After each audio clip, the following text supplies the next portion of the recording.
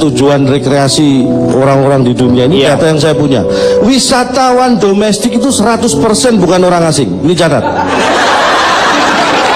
Anda harus tahu ini. Ya benar, Kan namanya juga domestik.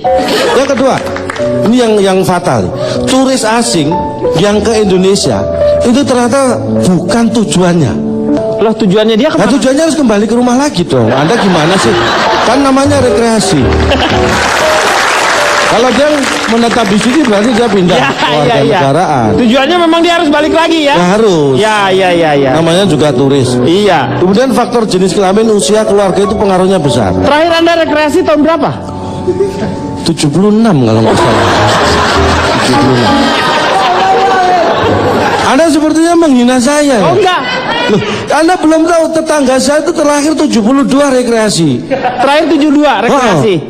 72 dia rekreasi. Terakhir rekreasi 72. Orangnya masih ada dia sekarang. 73 dia meninggal. Awal. Iya, udah